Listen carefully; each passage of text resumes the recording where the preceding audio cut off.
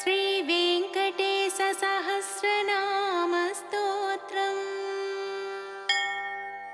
वेङ्कटेशो विरूपाक्षो विश्वेशो विश्वभावनः विश्वसृट्विश्वसंहर्ता विश्वप्राणो विराट्वपुः शेषाद्रिनिलयो शेष भक्तदुःखप्रणाशनः शेषस्तुत्यः शेषसायी विशेषज्ञो विभुस्वभूः विष्णुश्चिष्णुश्च वद्धिष्णु रुत्सहिष्णुः सहिष्णुकः भ्राजिष्णुश्च ग्रसिष्णुश्च वट्टिष्णुश्च भरिष्णुकः कालयन्ता कालगोप्ता कालान्तकोऽखिलः कालगम्य कालकण्ठ वन्द्यः कालकलेश्वरः शम्भुस्वयं भूरम्भोजनाभिस्तम्भितवारिधिः अम्भोधिनन्दिनी जानिः शोणाम्भोजपदप्रभः कम्बुग्रीव शम्बरारीरूप शम्बरजेक्षणः बिम्बाधरो बिम्बरूपी प्रतिबिम्बक्रियातिगः गुणवान् गुणगम्यश्च गुणातीतो गुणप्रियः दुर्गुणध्वंसकृत्सर्व सुगुणो गुणभासकः परेश परमात्मा च परं ज्योतिः परागतिः परं पदं वियद्वासाः पारम्पर्यशुभप्रदः ब्रह्माण्डगर्भो ब्रह्मण्यो ब्रह्मसृट्ब्रह्मबोधितः ब्रह्मस्तुत्यो ब्रह्मवादी ब्रह्मचर्यापरायणः सत्यव्रतार्थसन्तुष्टः सत्यरूपी झुषाङ्गवान् सोमकप्राणहारी च नीताम्नायोऽब्धिसञ्चरः देवासुरवरस्तुत्यः पतन्मन्दरधारकः धन्वन्तरि कच्छपाङ्गः पयोनिधि विमन्थकः अमरामृतसन्धाता धृतसम्मोहिनी वपुः हरमोहकमायावी रक्षःसन्दोहभञ्जनः हिरण्याक्षविदारी च यज्ञो यज्ञविभावनः यज्ञीयोर्विसमुद्धता लीलाक्रोडप्रतापवान् दण्डकासुरविध्वंसी वक्रदंष्ट्रक्षमाधरः गन्धर्वशापहरणः पुण्यगन्धो विचक्षणः करालवक्त्रः सोमार्क नेत्रषट्गुणवैभवः श्वेतघोणी घोडितभ्रूर्घुर्घुरध्वनिविभ्रमः द्राघेयान्नीलकेशी च जाग्रदम्बुजलोचनः घृणावान् घृणिसम्मोहो महाकालाग्निदीधितिः ज्वालाकराळवदनो महोल्काकुलवीक्षणः सटानिर्भिन्नमेघौघोदंष्ट्रारुत्व्याप्तदिक्तटः उच्छ्वासाकृष्णभूतेषु निःश्वासत्यक्तविश्वसृट् अन्तर्भ्रमज्जगद्गर्भोऽनन्तो ब्रह्मकपालहृत् उग्रो वीरो महाविष्णु ज्वलन सर्वतोमुखः नृसिंहो भीषणो भद्रो मृत्युः सनातनः सभास्तम्भोद्भवो भीम क्षीरोमाली महेश्वरः द्वादशादित्यचूडालः कल्पधूमसटाच्छविः हिरण्यकोरस्थलभिन्नकः सिंहमुखो नगः प्रह्लादवरदो धीमान् भक्तसङ्घप्रतिष्ठितः ब्रह्मरुद्रादिसंसेव्यः सिद्धसाध्यप्रपूजितः लक्ष्मीनृसिंहो देवेशो ज्वालाजिह्वान्त्रमालिकः खड्गे खेटे महेश्वासी कपाली मुसलिहली पाशी शूली महाबाहो ज्वरघ्नो रोगलुण्ठकः मौञ्जीयुक्छात्रको दण्डी कृष्णाजिनधरो वटुः अधीतवेदो वेदान्तोद्धारको ब्रह्मनैष्ठिकः अहीनशयनप्रीतः आदितेयो नघो हरिः संवित्प्रियः सामवेद्यो बलिवेश्मप्रतिष्ठितः बलिक्षालितपादाब्जो विन्ध्यावलीविमानितः त्रिपादभूमिस्वीकर्ता विश्वरूपप्रदर्शकः धृतत्रिविक्रमस्वाङ्घ्रे नखभिन्नाण्डखर्परः पश्चात्वाहिनीधारा पवित्रीतजगत्त्रयः विधिसम्मानितः पुण्यो दैत्ययोद्धा जयोचितः सुरराज्यप्रदः शुक्र मदहृत्सुगतीश्वरः जामदग्न्यकुठारे च कार्तवीर्यविदारणः रेणुकाया शिरोहारी दुष्टक्षत्रियमर्दनः वच्चस्वी दानशीलश्च धनुष्मान् ब्रह्मवित्तमः अत्युदग्रः समग्रश्च न्यक्रोधो दुष्टनिग्रहः रविवंशः समुद्भूतो राघवो भरताग्रजः कौसल्यातनयो रामो विश्वामित्रप्रियङ्करः ताटकारिः सुबाहुघ्नो बलातिबलमन्त्रवान् आहल्याशापविच्छेदी प्रविष्टजनकालयः स्वयंवरसभा संस्थ ईशचापप्रभञ्जनः जानकी परिणीता च जनकाधीशसंस्तुतः जमदग्नितनुजात योद्धायोध्याधिपाग्रणीः पितृवाक्यप्रतिपाल त्यक्तराजसलक्ष्मणः ससीतश्चित्रकूटस्थो भरताहितराजकः काकदर्पप्रहर्ता च दण्डकारण्यवासकः पञ्चवट्यां विहारी च स्वधर्मपरिपोषकः विराधः अगस्त्यमुख्य मुनिसम्मानितः पुमान् इन्द्रचापधरः खड्ग धरश्चाक्षयसायकः खरान्तको दूषणारे स्त्रिरस्करे पूर्वशः ततः शूर्पणखानासा चेतावल्कलधारकः जटावान् पर्णशालास्थो मारीचबलमर्दकः पक्षिराट्कृतसंवादो रवितेजा महाबलः शबर्यानीतफलभो हनुमत्परितोषितः सुग्रीवाभयदो दैत्य कायक्षेपणभासुरः सप्ततालसमुच्छेत्ता वालिहृत्कपिसंवृतः वायुसूनुकृतासेव त्यक्तपम्पकुशासनः उदन्वत्तीरगशूरो विभीषणवरप्रदः सेतुकृद्दैत्यः प्राप्त लङ्कोलङ्कारवान्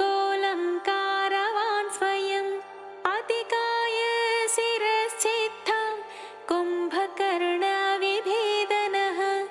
दशकण्ठशिरोध्वंसी जाम्बवत्प्रमुखावृतः जानकी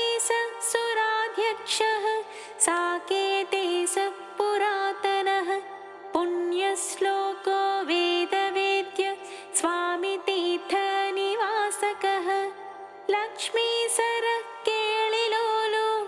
लक्ष्मीसोलोकरक्षकः देवकी गर्भसम्भूतो यशोदेक्षणलालितः वासुदेव कृतस्तोत्रो नन्दगोपमनोहरः चतुर्भुजः कोमलाङ्गो गदावान् नीलकुन्तलः पूतना प्राणसंहर्ता तृणावर्ता विनाशनः गर्गारोपितनामाङ्को वासुदेवो ह्यधोक्षजः गोपिकास्तन्यपायी च बलभद्रानुजोच्युतः वैयाघ्रनखभूषश्च वत्सजित्वत्सवर्धनः क्षीरसारासनरतो दधिभाण्डप्रमर्दनः नवनीतापहर्ता च नीलनीरदभासुरः आभीरदृष्टदौजन्यो नीलपद्मनिभाननः मातृदर्शितविश्वास्य उलूखलनिबन्धनः नलकोबरशापान्तो गोधूलिचुरिताङ्गकः गोसंघरक्षकश्रीशो बृन्दारण्यनिवासकः वत्सान्तको बकद्वेषी दैत्याम्बुदमहानिलः महाजगरचण्डाग्निः शकटप्राणकण्टकः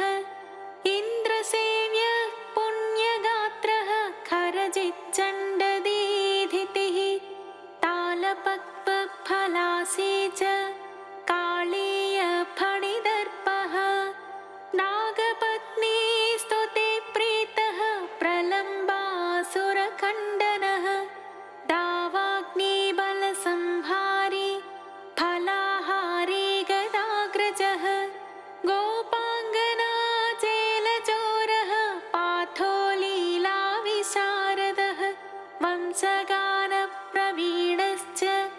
गोपीहस्ताम्बुजाचितः मुनिपत्न्या हृताहारो मुनिश्रेष्ठो मुनिप्रियः गोवर्धनाद्रिसन्धत्ता सङ्क्रन्दनतमोपहः सदुद्यानविलासी च रासक्रीडापरायणः वरुणाभ्यर्चितो गोपी प्रार्थितः पुरुषोत्तमः अक्रूरस्तुतिसम्प्रीतः कुब्जायौवनदायकः मुष्टिकोरप्रहारी च चाणूरोदरधारणः मल्लयुद्धाग्रगण्यश्च पितृबन्धनमोचकः मत्तमातङ्गपञ्चास्यः कंसग्रीवानिकृन्तनः उग्रसेनप्रतिष्ठाता रत्नसिंहासनस्थितः कालनेमिखलद्वेषी मुचुकुन्दवरप्रदः साल्वसेवितदोद्धर्ष राजस्मयनिवारणः रुक्मिगर्वापहारी च रुक्मिणीनयनोत्सवः प्रद्युम्नजनकः कामी प्रद्युम्नो द्वारकाधिपः मण्याहर्ता महामायो जाम्बवत्कृतसङ्गरः जाम्बूनदाम्बरधरो गम्यो जाम्बवती विभुः कालिन्दी प्रथिता राम केलिर्गुञ्जावतंसकः मन्दारस्सुमनो भास्वान् सचेशाभीष्टदायकः सत्राजिन्मानसोल्लासी सत्याजाने स्वभावः शतधन्वहरसिद्धः पाण्डवप्रियकोत्सवः भद्रप्रियः सुभद्राय भ्राता नाज्ञाजिति विभुः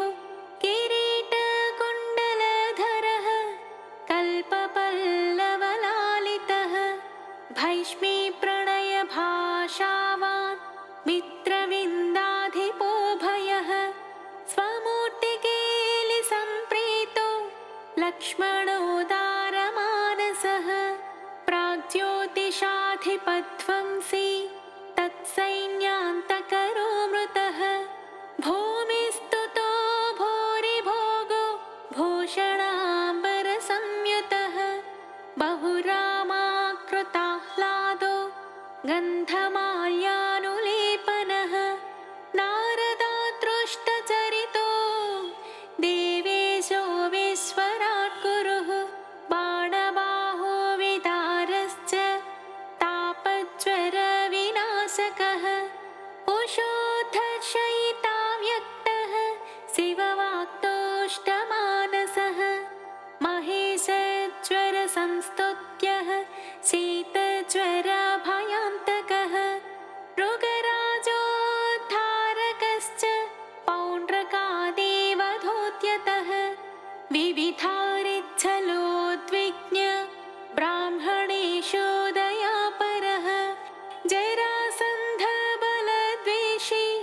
केशिदैत्यभयङ्करः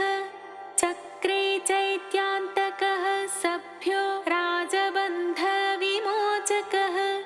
राजसूयहविर्भोक्ता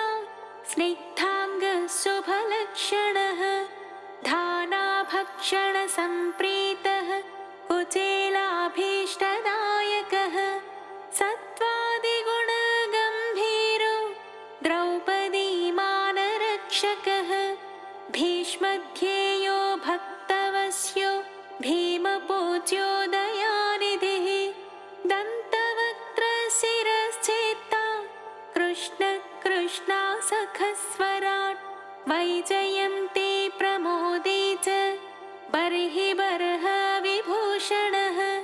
पार्थकौरवसन्धान कारी दुःशासनान्तकः बुद्धो विशुद्धः सर्वज्ञ क्रतुहिंसा विनिन्दकः त्रिपुरस्त्रीमानभङ्गः सर्वशास्त्रविशारदः निर्विकारो निर्ममश्च निराभासो निरामयः जगन्मोहकधर्मे च दिग्वस्त्रो दिक्पतीश्वरः कल्के म्लेच्छप्रहत्ता च दुष्टनिग्रहकारकः धर्मप्रतिष्ठाकारी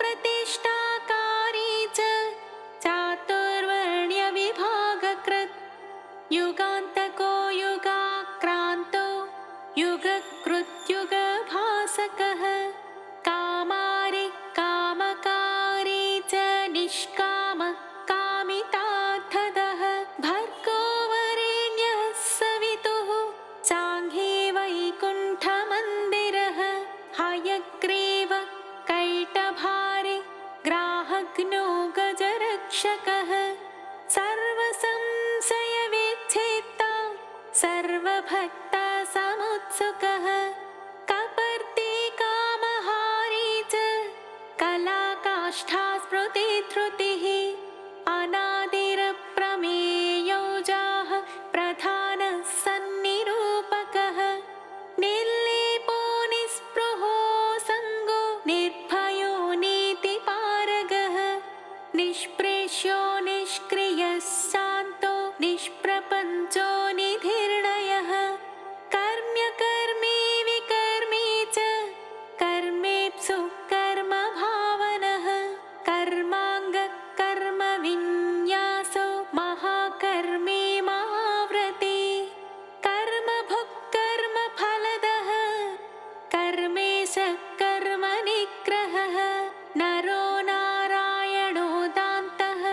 कपिलः कामदः शुचिः तप्ता जप्ता क्षमालावान् गन्तानेतालयो गतिः शिष्टो द्रष्टा रिपुद्वेष्टा रोष्टावेष्टा महानटः रोद्धा बोद्धा महायोद्धा श्रद्धावान् सत्यधिशुभः मन्त्री मन्त्रो मन्त्रगम्यो मन्त्रकृत् परमन्त्रहृत् मन्त्रभृन्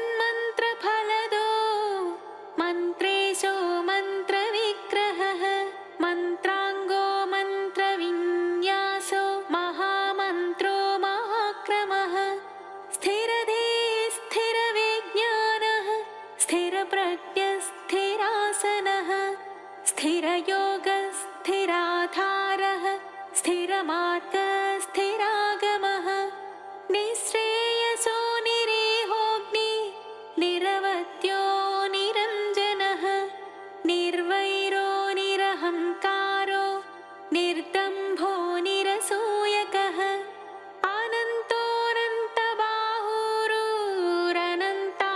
अनन्तोऽनन्तबाहुरुरनन्ताङ्घ्रिरनन्तदृक्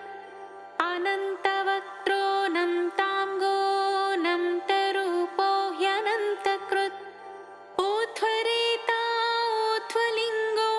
यूध्वमूर्ध्वोऽध्वशाखकः ऊर्ध्वोऽध्वाध्वरक्षी च यूध्वज्वालो निराकुलः बीजं बीजप्रदो नित्यो निदानं निष्कृतिकृति महानणीयन् गरिमा सुषमा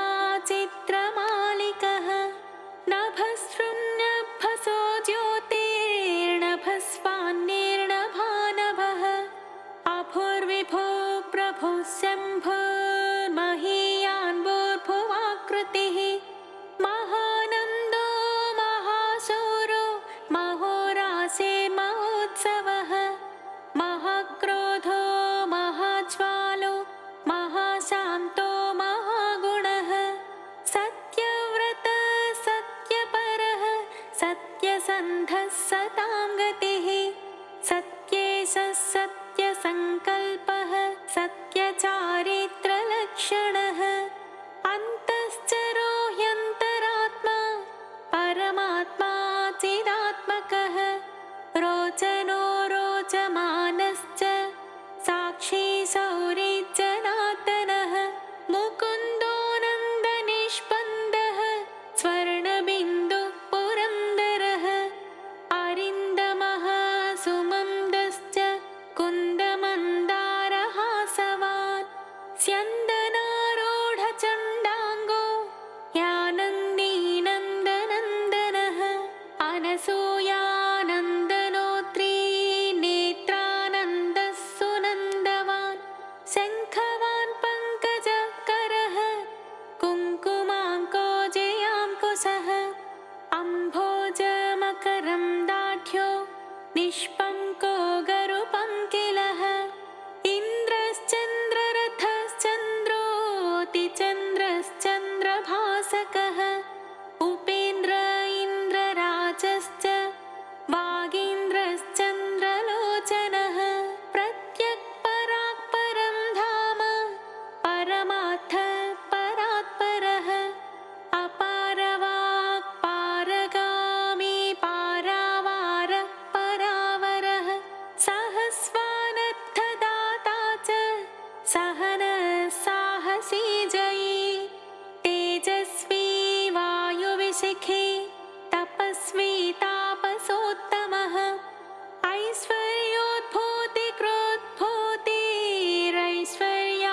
ऐश्वर्योद्भूतिकृद्भूतिरैश्वर्याङ्गकलापवान् अम्भोदिशायी भगवान् सर्वज्ञः सामपारगः महायोगी महाधीरो महाभोगी महाप्रभुः महावीरो महातुष्टे महापुष्टिर्महागुणः महादेवो महाबाहुर्महाधर्मो महेश्वरः समीपगो दूरगामी वर्गमार्गनिरर्गलः नगो नगधरो नागो नागेशो नागपालकः हिरण्मयः स्वर्णरेता हिरण्याचे हिरण्यदः गुणगुण्यः शरण्यश्च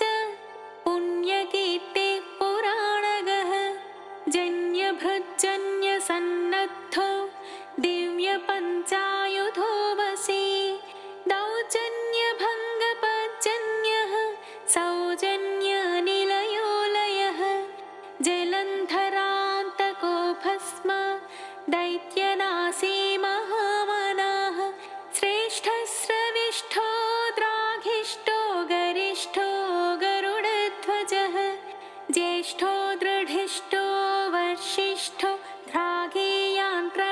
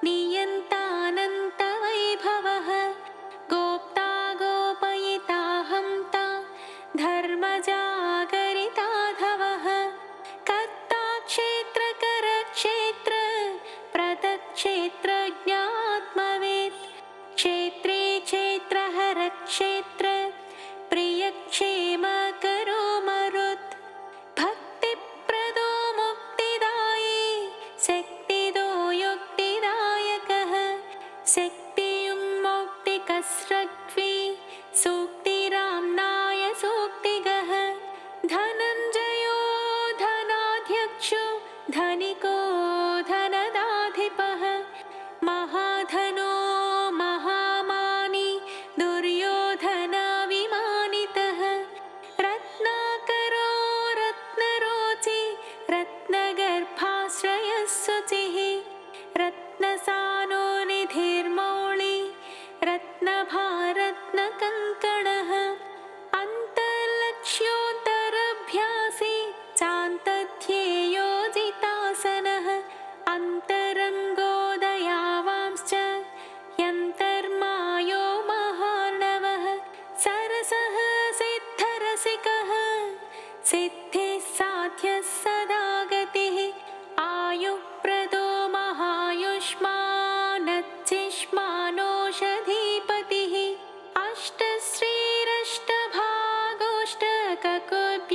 अष्टश्रीरष्टभागोष्ठककुव्याप्तयशोव्रती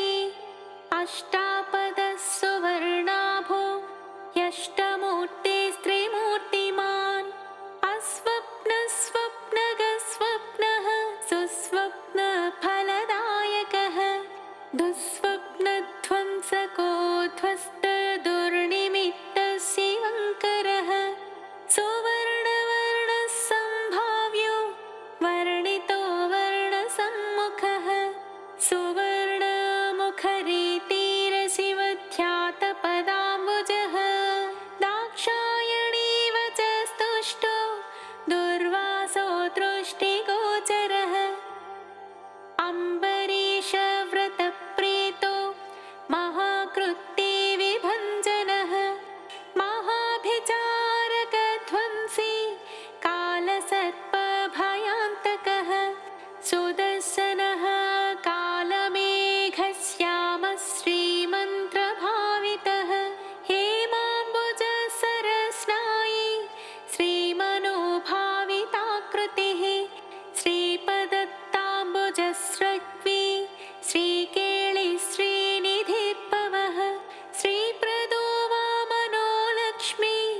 नायकश्च चतुर्भुजः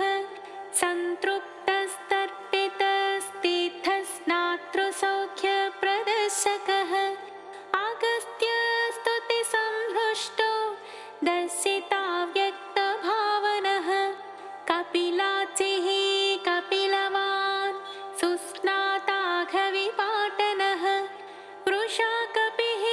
कपिस्वामी मनोन्तस्थितविग्रहः वह्निप्रियोत्थसम्भाव्यो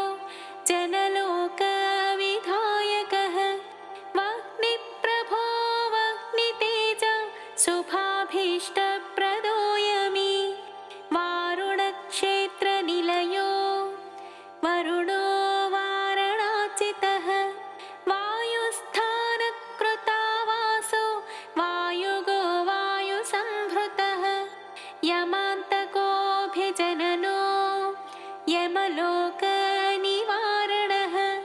यमिनामग्रगण्यश्च संयमी यमभावितः इन्द्रोद्यानसमीपस्थः इन्द्रदृग्विषयप्रभुः यक्षराट्सरसेवासो यक्षय्यानिधिकोशकृत् स्वामितीर्थकृतावासः स्वामिध्येयो ह्यधोक्षजः वराहाद्यष्टतीर्थाभिः सेविताङ्घ्रि सरोरुहः पाण्डुतीर्थाभिषिक्ताङ्गो युधिष्ठिरवरप्रदः भीमान्तःकरणारूढः श्वेतवाहनसख्यवान् नकुलाभयदो मात्रे सहदेवाभिवन्दितः कृष्णसपथसन्धात कुन्तीस्तुतिरतोदमी नारदादिमुनिस्तुत्यो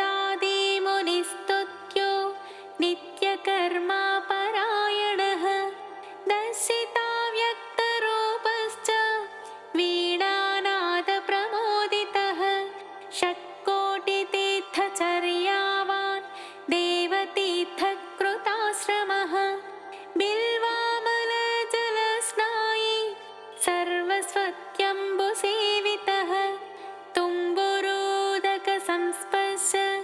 जनचित्ततमोपहः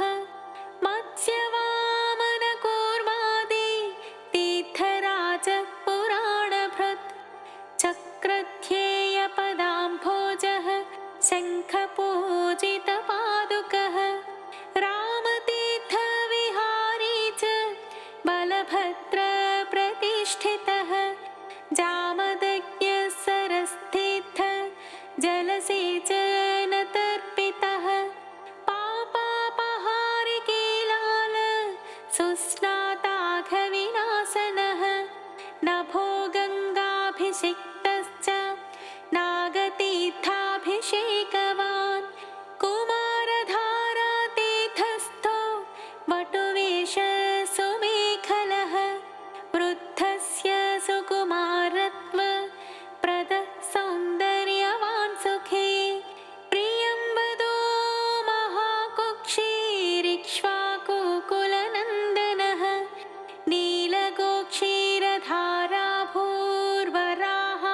नीलगोक्षीरधाराभूर्वराहाचलनायकः भरद्वाजप्रतिष्ठावान् बृहस्पतिविभावितः अञ्जनाकृतपूजावान् आञ्जनेयाकराचितः अञ्जनाद्रिनिवासश्च मुञ्जकेशपुरन्दरः किन्नरद्वयसम्बन्धी बन्धमोक्षप्रदायकः वैखानसमखारम्भो वृषज्ञेयो वृषाचलः वृषकाय प्रभेत्ता च क्रीडनाचारसम्भ्रमः संवत्सलेयविन्यस्त राज्यो नारायणप्रियः दुर्मेधो भञ्जक प्राज्ञो ब्रह्मोत्सवमहोत्सुकः भद्रासुरशिरश्छेत्ता भद्रक्षेत्री सुभद्रवान् मृगयाक्षीणसन्नाह शङ्खराजन्यतुष्टितः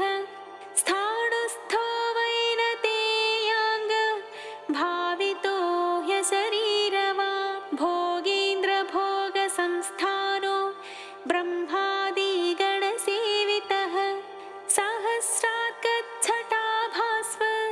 विमानान्तस्थितो गुणी विश्वक्सेनकृतस्तोत्रः सनन्दनवरीवृतः जाह्नव्यादिनदेसेव्यः सुरेशाद्यभिवन्दितः सुराङ्गनानृत्यपरो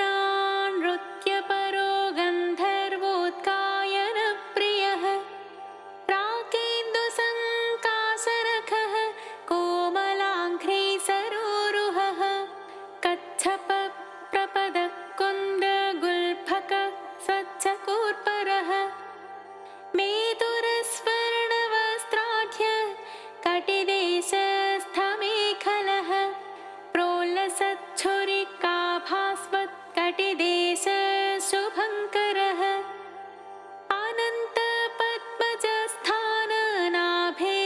अनन्तपद्मजस्थाननाभिर्मौक्तिकमालिकः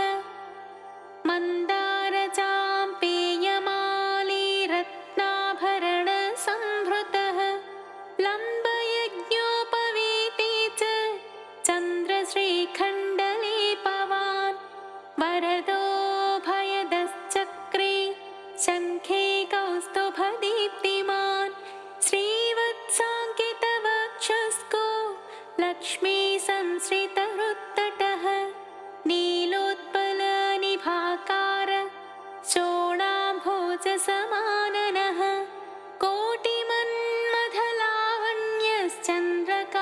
कोटिमन्मथलावण्यश्चन्द्रकास्मितपूरितः सुधास्वच्छोत्वपुण्ड्रश्च कस्तूरीतिलकाञ्चितः पुण्डरीकेक्षणस्वच्छो मौलिशोभाविराजितः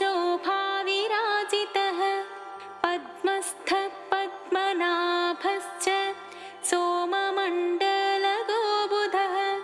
वह्निमण्डलगः सूर्यः सूर्यमण्डलसंस्थितः श्रीपतेर्भूमिजानिश्च विमलाद्यभिसंवृतः जगत्कुटुम्बजनिता रक्षककामितप्रदः अवस्थात्रययं ताच विश्वतेजस्वरूपवान् ज्ञप्तिज्ञेयो ज्ञानगम्यो ज्ञानातीतः सुरातिगः ब्रह्माण्डान्तर्बहिर्व्याप्तो वेङ्कटाद्रिगदाधरः वेङ्कटाद्रिगदाधर ॐ नमः इति। एवं श्रीवेङ्कटेशस्य कीर्तितं परमाद्भुतं नाम्नां सहस्रं संश्राव्यं